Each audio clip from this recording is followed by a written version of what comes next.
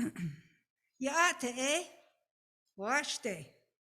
Greetings in Navajo and Lakota as we celebrate Native American Heritage Month. And greetings and welcome everyone to our multi-platform service for the Unitarian Church of Staten Island. We are so grateful to have you join us. For those joining us in person, it is wonderful to have you back. Please be sure to wear masks throughout the service and to maintain physical distancing. Please be seated and try not to form lines. During the service, all music will be performed by our musicians and worship leaders. We encourage you to listen and follow along silently, singing with our hearts. Please silence all your phones. For those joining us online, we send special greetings to you.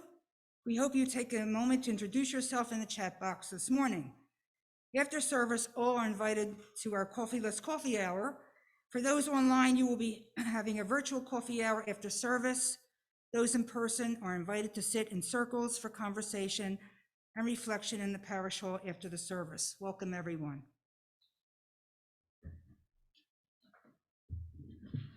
Welcome, everyone. Welcome back into this place, into our sanctuary.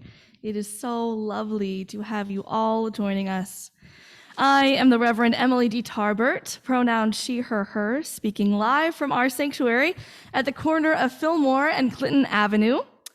Grateful to be with all of you. Today, we acknowledge that we are speaking to you on the land of the Lenape peoples. I'm so glad that you all came, whether you're joining us in person, sitting in seats, or whether you are online with us, joining with us virtually. I'm so glad. Welcome wherever you are and however you are feeling. It is a joy to be together. I open our service with words of wisdom from Laurel Littlejohn Gray called "In the Name of All That Is Complicated." In the name of all that is complicated, may we enter this week gently. May we welcome all the guests that come to our table. The ambiguity of why bother this year? The joy and celebration of a fresh baked pie. The grief of the empty seat that can never be filled. The warmth of candles lit in the dark. The malaise of all that you've been told about how to feed your body. The hope of reconnection, of feeling filled for the first time in a long time. The fear of, is this safe enough? The loving bustle of ancestry and recipe and tradition. The horror of history and the way it lives on. May we welcome all of these guests at our table and all others who come needing a place to call home. There is good news. There is space here, plenty of grace to share in the name of all that is complicated. I invite Sarah Rachel Walters to light our chalice this morning.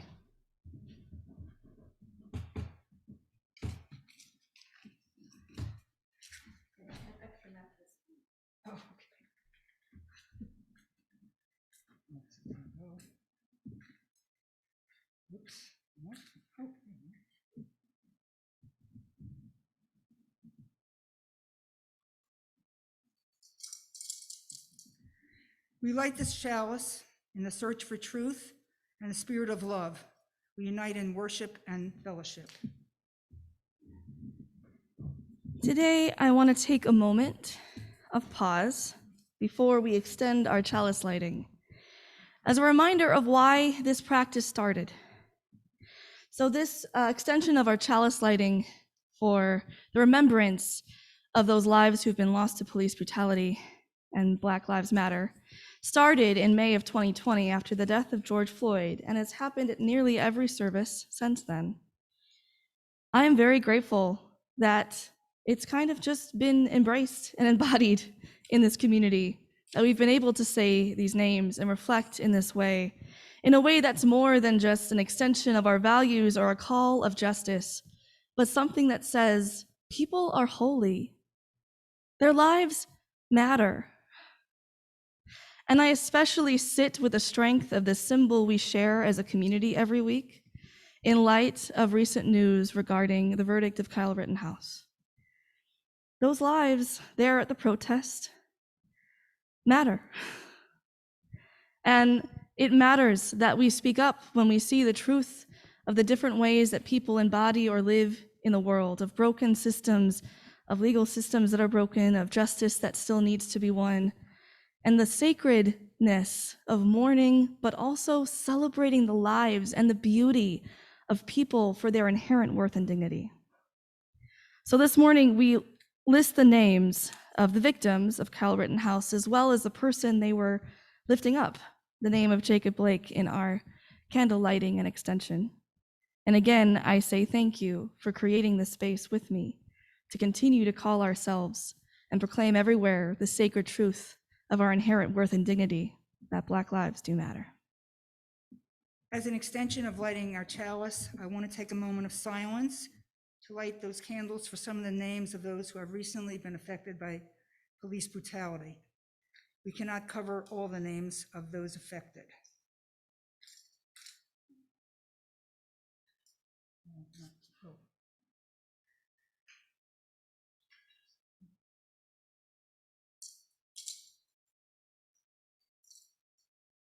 For the life of Anthony Huber.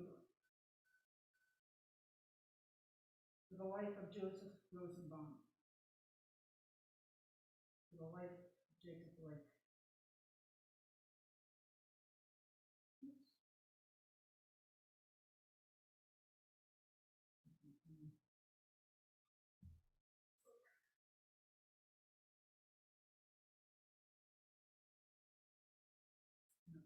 Okay. It is lit in spirit. Yes. May these lights be a symbol of our commitment to continue the work of racial justice and to proclaim Black Lives Matter. Thank you, everyone. And while this is heavy on our hearts, we are forever grateful for spaces like this that call in celebration, memory, that share our thanks and gratitude. So it is in that spirit that we ask for you to listen to our choir sing the hymn, We Gather Together, hymn number 349.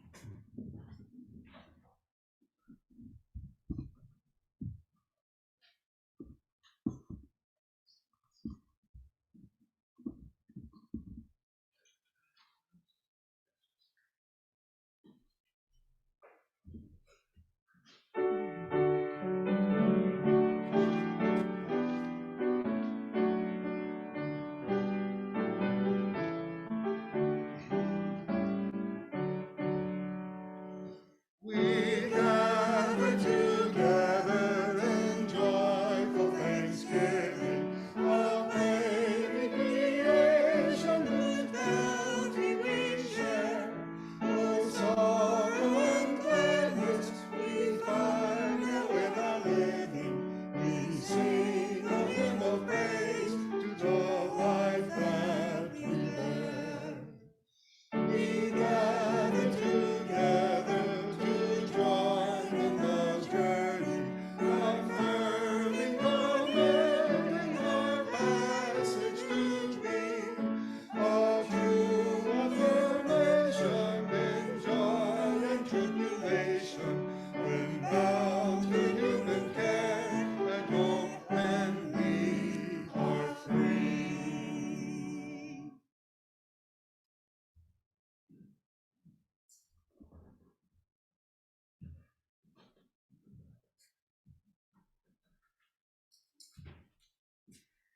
Now is a time in our service for joys and sorrows. If you are visiting with us for the first time, this is a time where you can introduce yourself. For those who are gathering in person, we invite you to raise your hand and then stand where you are seated and speak aloud your joy or sorrow. The Reverend will then repeat what you have said into the microphone so those joining online can hear what you have shared. I will drop a blue pebble in this bowl to signify the ways you help add to our community by sharing what is on your heart. For those who are joining us online, we invite you to type into the chat your joys and sorrows. Sally will read them aloud, and I will drop a blue pebble in this bowl again, signifying the ways you add to our community. Thank you all. Would anyone like to share what's on their hearts this morning? Yes, Sally.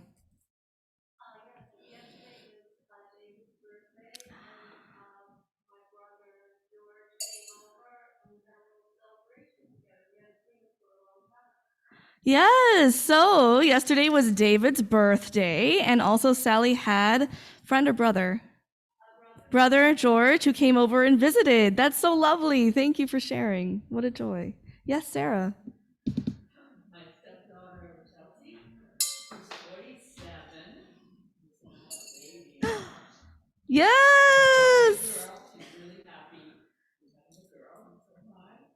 And everybody thinks about how great she's been. Yes. So, We got the stational diabetes oh, and medicine for it, and not easy, but it's good. Sarah Dolinar just shared that her daughter-in-law, Chelsea, who's 47, stepdaughter, who's 47, is about to have a baby who we believe is a girl. And we are so excited, but also sending our prayers of healing and comfort to Chelsea, knowing that it's hard. It can be hard to get pregnant and give birth. So our hearts are with you. Yes, Claudette. It's great to see you, Claudette.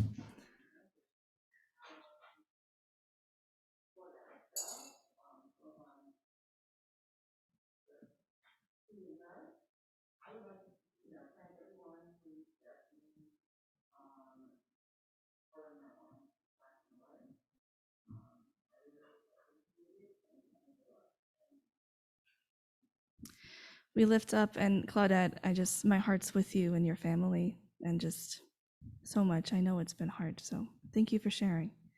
Claudette joined us and shared her appreciation for those who've reached out to her from her aunt's passing. Our heart is with her as grief does not fade away. It continues to live with us and embody us, and we continue to send our comfort to you, Claudette. Yes, Ruth.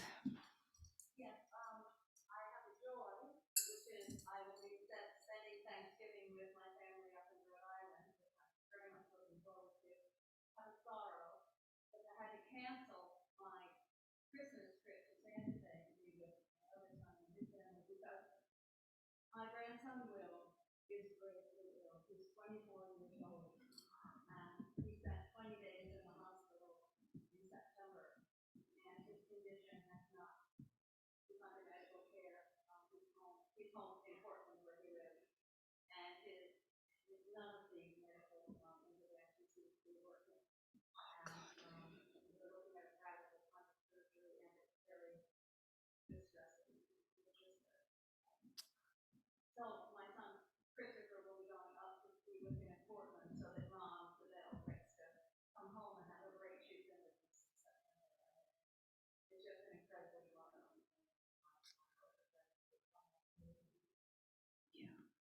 Ruth just shared continuing news about the continuing illness of her grandson, Will, who just, no matter medical interventions, has been in the hospital for such a long time, continues to need our prayers and thoughts of comfort. And we hope that medical intervention continues to aid him in whatever ways is possible for healing. But we know how hard this is on your whole family, to the point of canceling your Christmas trip to them. So our hearts are with you and your family, knowing that there is joy in going to visit them for Thanksgiving, but that this continues to weigh on all your hearts. Yes, Sally. I think so, yes.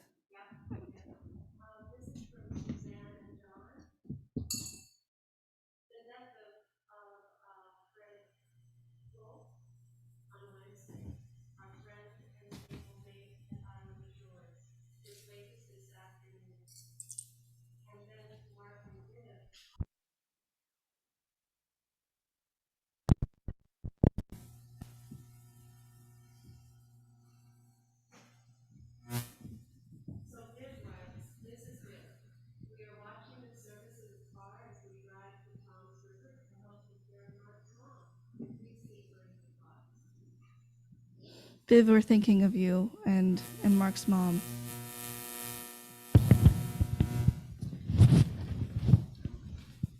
Sorry. Yes, Kevin, go ahead. I had two joys to share. We found out a couple of days ago that my mother has an appointment this Tuesday with the Premier Cancer Center in Houston, and they will interview her about a new treatment that is shown to be effective even in the very elderly. So we're hopeful for that. And the other joy is that on Thanksgiving, she turns 93. Oh, What a joy, what a joy. Yes, Sally, there's another one from the chat box.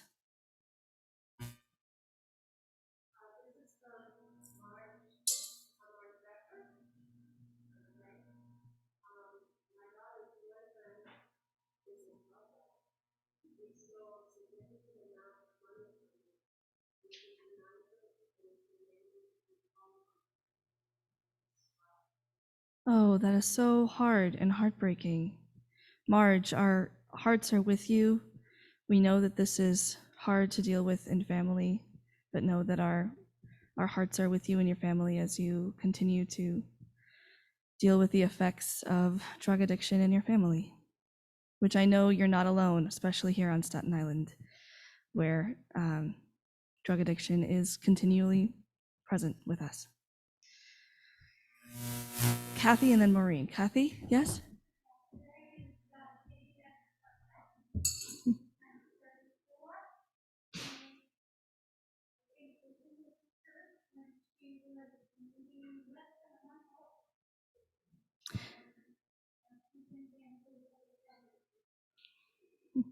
Today is Katie Best's 34th birthday. Yes, she was in this church when she was a month old, and now she's in Vancouver with her baby. So many happy returns. Maureen.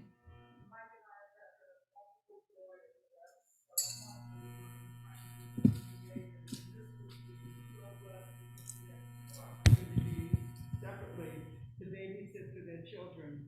So we had the 2-year-old over for story time and playing on, I guess it was Friday. And then on Saturday afternoon, his brother, who's a very active and busy boy, came over for a couple of hours, and we wanted to learn about China. So I actually found somebody who's interested in seeing our photos from our travel. So we showed seeing our pictures from China and discussed things about Chinese culture with him and the terracotta warriors. And it was just so delightful to spend time with two very beautiful young people who are immigrants to this country and certainly have soul in our hearts. That's lovely. That's lovely. Maureen shares about her new neighbors she's getting used to, including their children who are curious to share knowledge of travels, including knowledge about China. And it's just lovely having those relationships be formed. Thank you for sharing, Maureen. Linda. I'm the second granddaughter of my youngest son. She is officially 5 months old as of today. She's a very sweet little baby that they are not sure that that's what she actually is. They're still trying to figure her out. The fact that she wakes them up in the middle of the night, but she's getting much better at that. But she's doing beautifully. And it's nice to have, now I have 2 granddaughters when I had 2 sons. So I feel that it is the universe paying me back for not killing my sons when they were terrible adolescents. That's my reward. And that was my granddaughters. Linda shares the joy of her new granddaughter, Elise, who's 5 months old. Elsie, who's 5 months old. Thank you so much. And just the joy of having 2 granddaughters in her life. Thank you, Linda. Is there anyone else who'd like to share this morning? Yes, of course. You have the microphone. Yeah, I'd like to share a joy. My granddaughter, my oldest granddaughter, Brianna, will be 14 next week.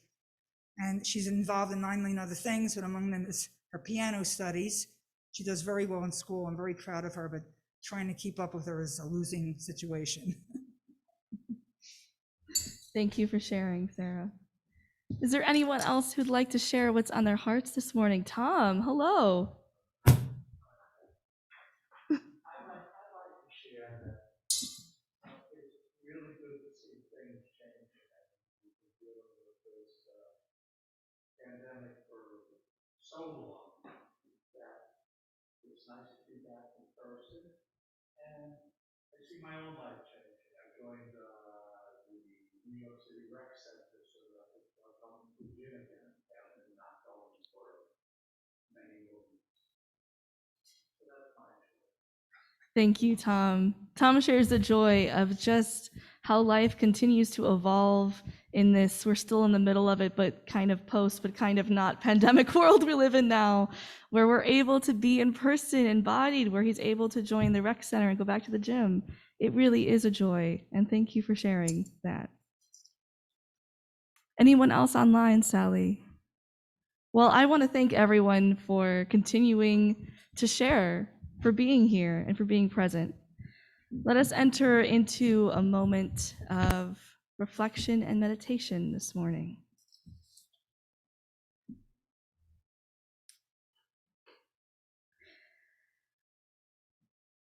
O Spirit of life and love, we gather this morning with so much gratitude for all the ways that we are interconnected, for the joys of new births, of birthdays, of travels, of neighbors, of things that are improving with health and with work, more opportunities to be in person.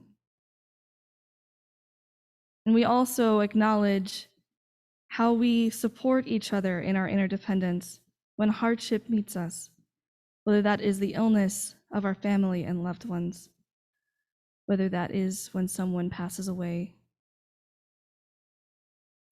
or whether that is on days like this or yesterday, which was the National Transgender Day of Mourning, that listed and called forth the names of those transgender persons affected by violence. We know that those issues are also with us.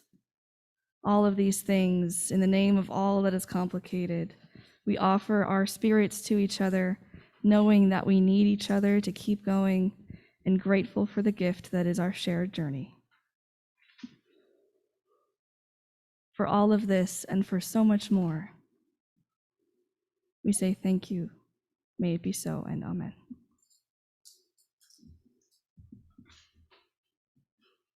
And now I invite us to once again listen to the beauty of our choir sing quickly twice through, For You, From You I Receive, number 402.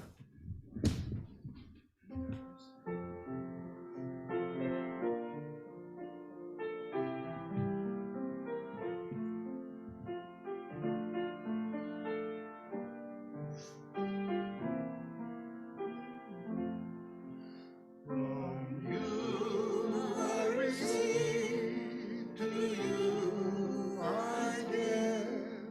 Together we share, and from this we live. I receive, to you I give. Together we share, and from this we live.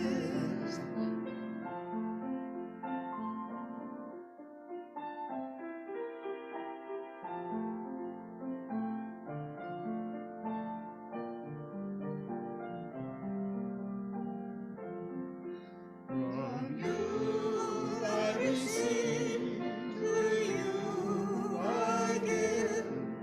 Together we share, and from this we live.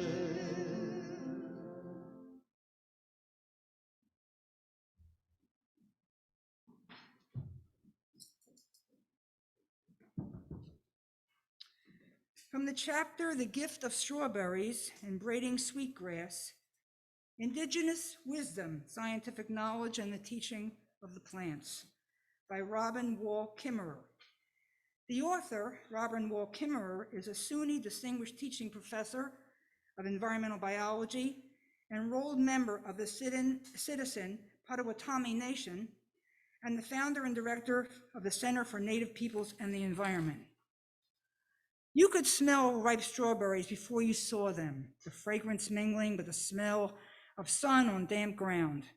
It was a smell of June, the last day of school, when we were set free, and the strawberry moon, Ode min getzitzis, I'd lie on my stomach in my favorite patches, watching the berries grow sweeter and bigger under the leaves. Each tiny wild berry was scarcely bigger than a raindrop, dimpled with seeds under the cap of leaves. From that vantage point, I could pick only the reddest of the red, leaving the pink ones for tomorrow.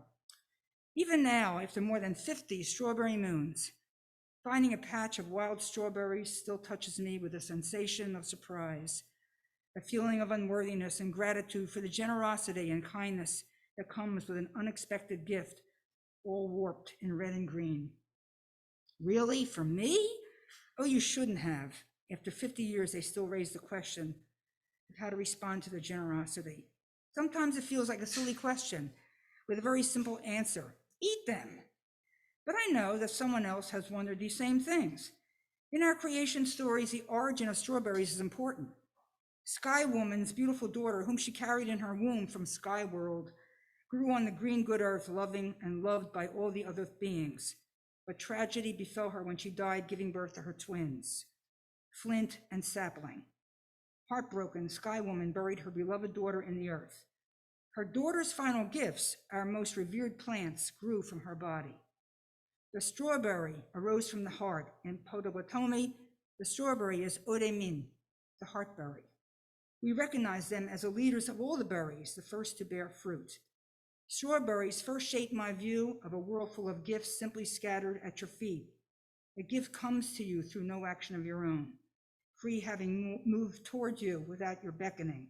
It's not a reward. You cannot earn it or call it to you or even deserve it. And yet it appears. Your only role is to be open-eyed and present. Gifts exist in a realm of humility and mystery. As with random acts of kindness, we do not know their source.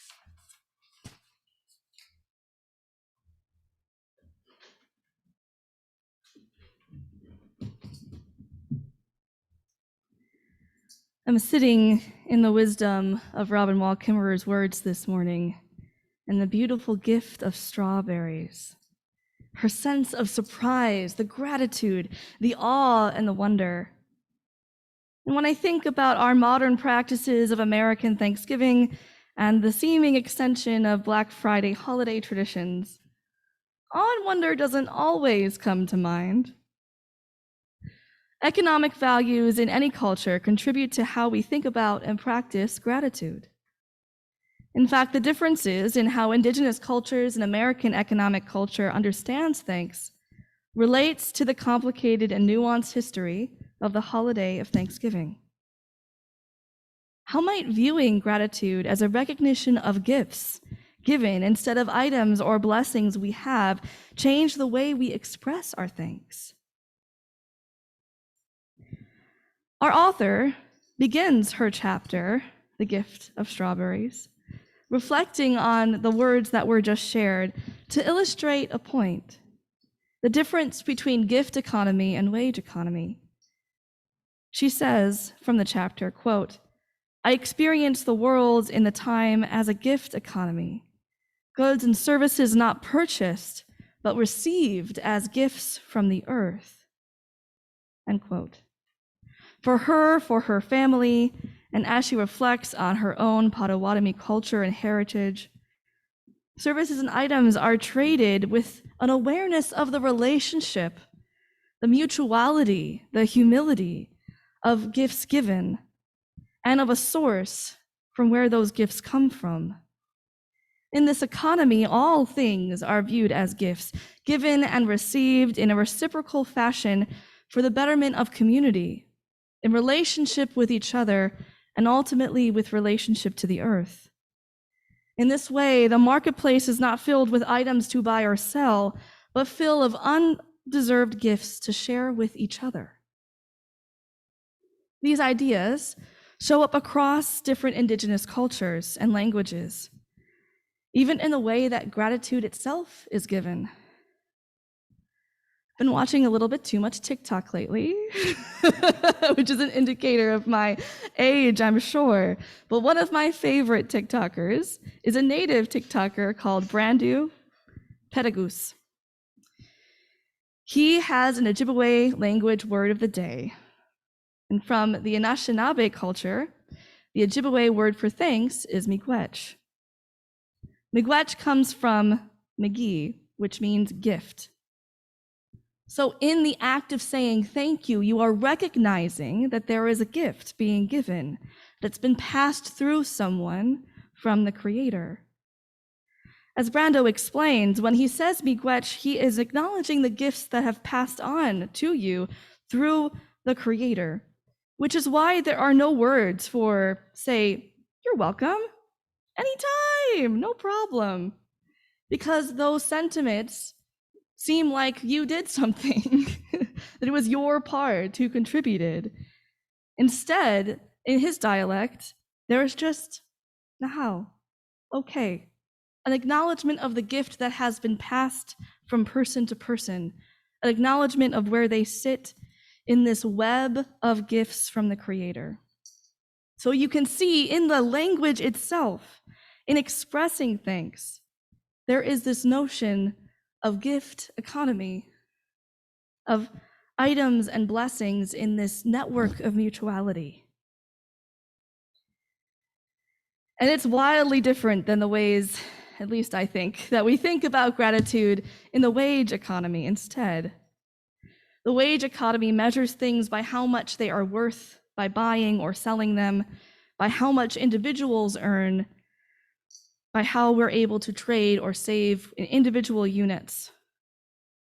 Services are paid for and measured by how many hours someone works or how much the service is worth. Items are measured by how much they cost you. The economy has a focus of how one gains or retains or possesses items as a family or as an individual or a unit, instead of seeing the web of how the trade helps the whole economy. This is a broad generalization, I know, but you can see that there's a tone shift from how are we sharing in a way that emphasizes the blessings of the universe and the community, the collective sharing, to I have earned this, I'm saying thank you for what you've given me or what I've given you. And these differences in values, I will argue, go as far back as the complicated history of Thanksgiving itself. Harvest festivals for indigenous communities happened across the Americas for millennia before settlers came. These festivals were usually focused on expressing thanks to the Creator for the fruits of the harvest collected, food that was shared in a large feast across communities. The harvest festival was akin to some of the myths of the first meal eaten from English settlers in the Wampanoag tribe, understood as the myth of Thanksgiving in 1621. This harvest of gifts received and shared. However, the first recorded labeled Thanksgiving Day, or Day of Thanksgiving, was created in 1637 for a completely different reason. It was then Massachusetts Governor William Bradford who called the Day of Thanksgiving a prayerful day of reflection and celebration to celebrate the massacre of 700 Pequot men, women, and children in the Pequot War that was happening between the English settlers and the indigenous communities at the time. Prayers were given to God because a large victory had been won. Land was secured. And I can't wrap my head around that in 2021, looking back. I can't really wrap my head around saying thanks for somebody else's loss of life, or saying thanks that victory has won.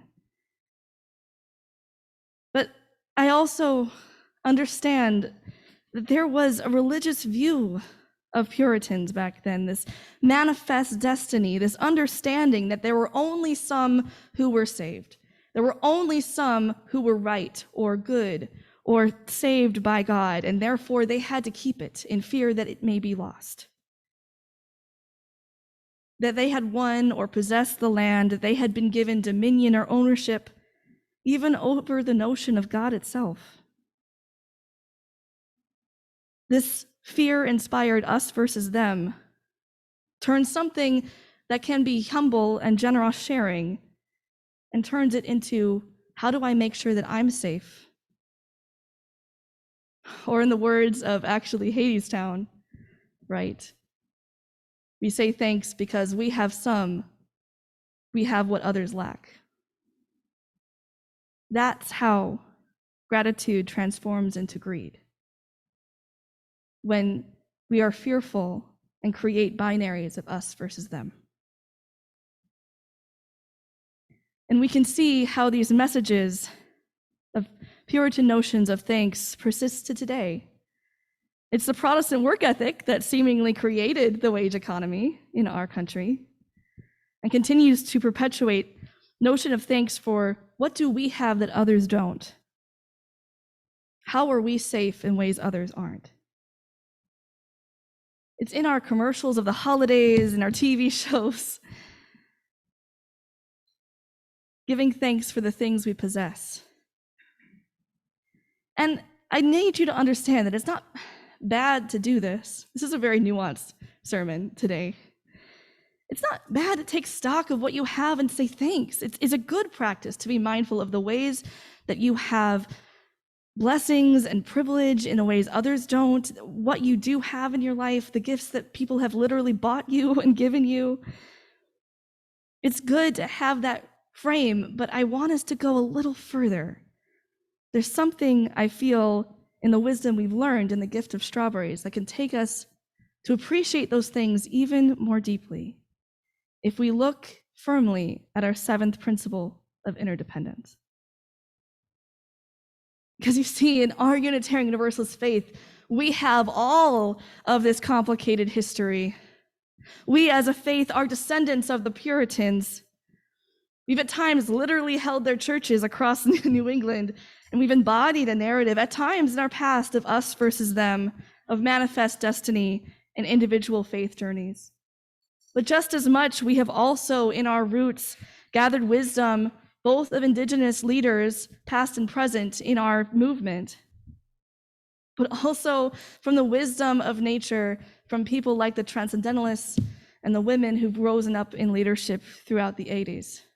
It would be the UU Women's Federation who argued for the seven principles, including the seventh, and who would go on to add the sixth source of our faith to our list of sources in 1995, quote, the spiritual teachings of earth-centered traditions, by which we celebrate the sacred circle of life and instruct us to live in harmony with the rhythms of nature.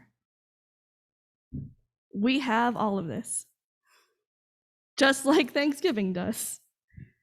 In the name of all that's complicated, like Laurel Bill John Gray said, we hold this complexity and are asked to live into the wisdom of it.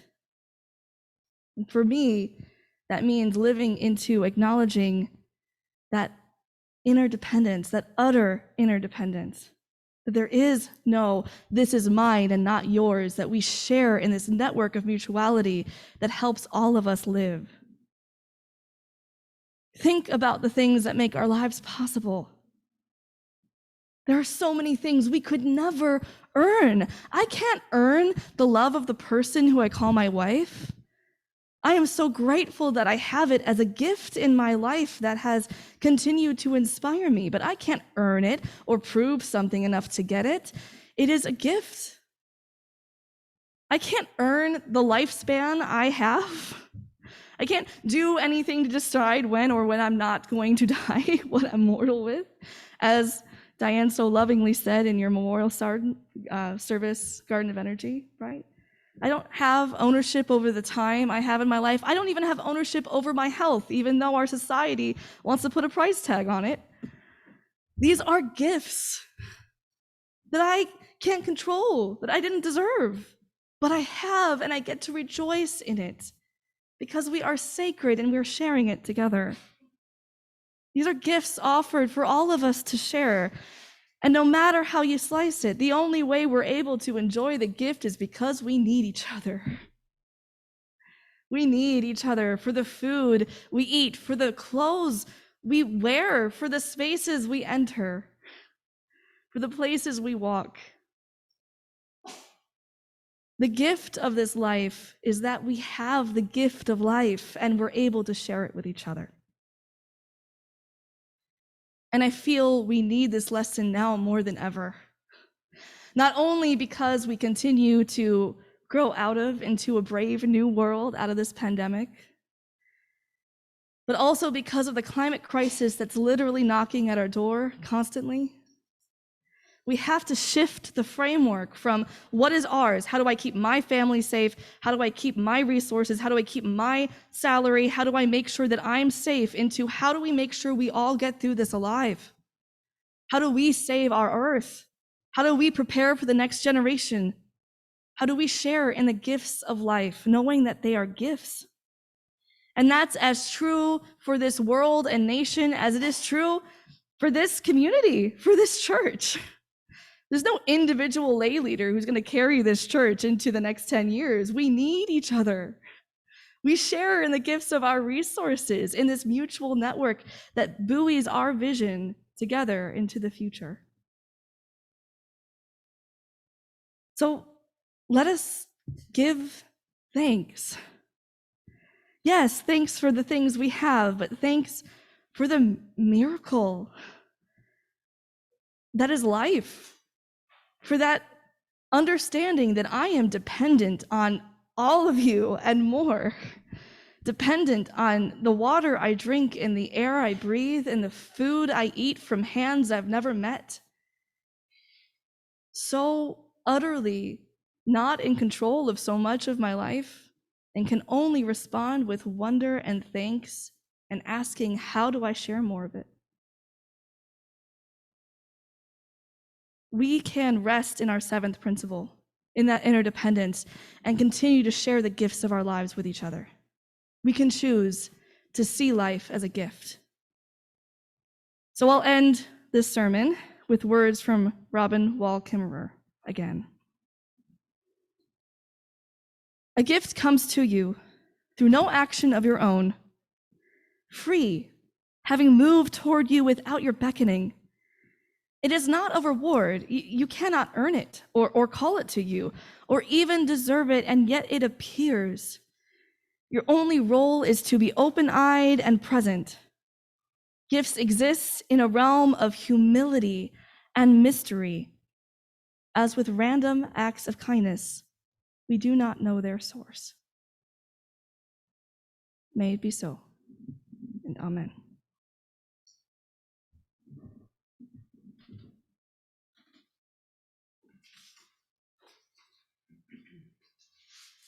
Now is a time in our order of service where we take an offering.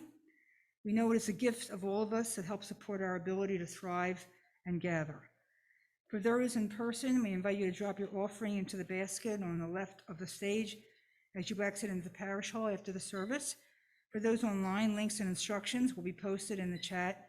You can mail us a check or donate to our PayPal giving page. Please give as generously as you can. Our offering will now be gratefully received.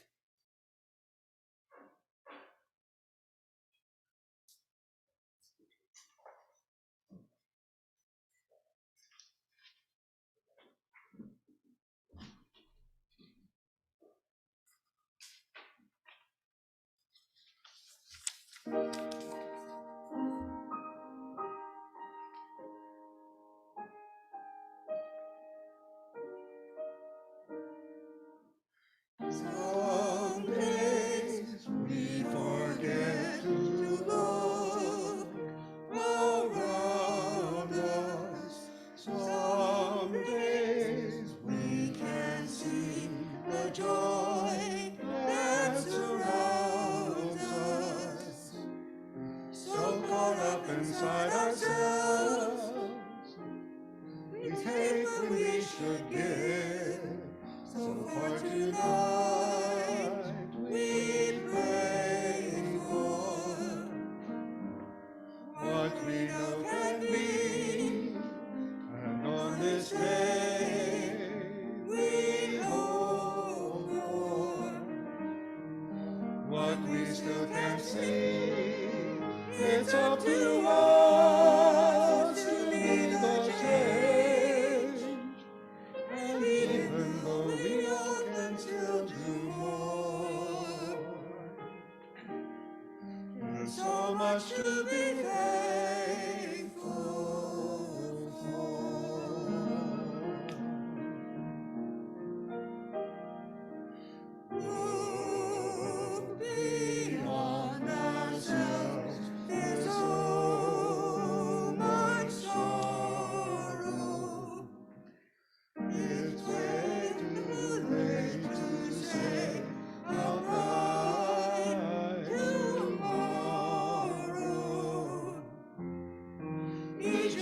us must find the truth.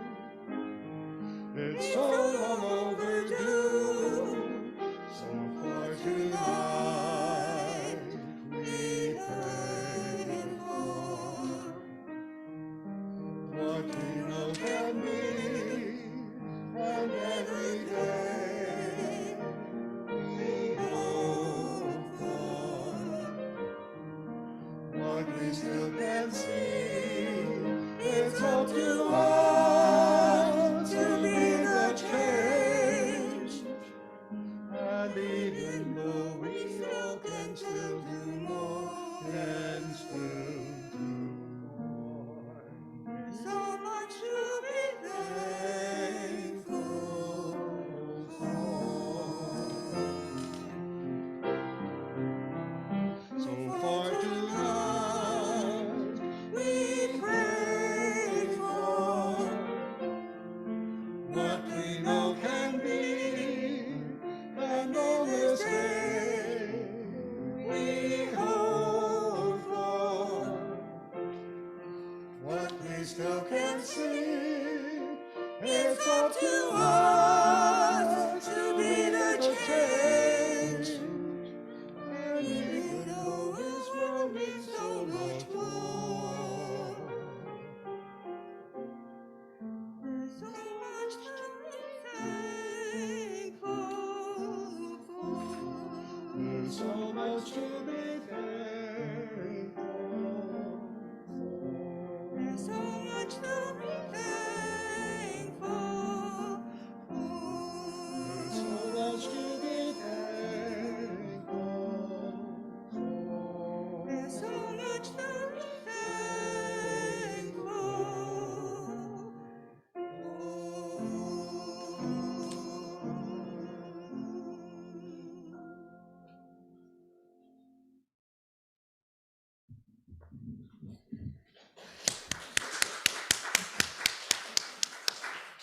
It is truly beautiful to hear our choir again. Thank you so much. And don't go that far because our closing hymn is coming up. Closing hymn number 1010, We Give Thanks. Again, we invite you to listen to this.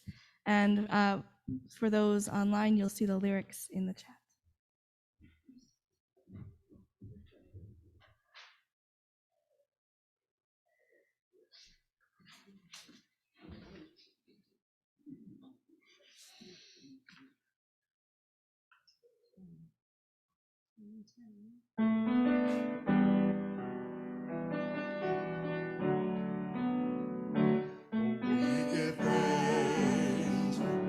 Precious day, for all gathered here, and those far away, for this time we share with love and care.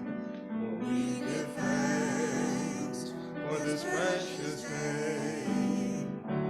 We give thanks for this precious day, for all gathered here, and those far away, for this time we share with love and care. We give thanks for this precious day.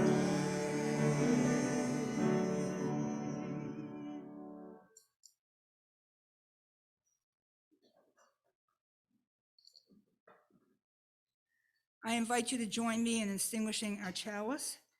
Please repeat after me if you know the words. We extinguish this flame, but not the light of truth, the warmth of community, or the fire of commitment for those we carry in our hearts until we are together again. We are all together.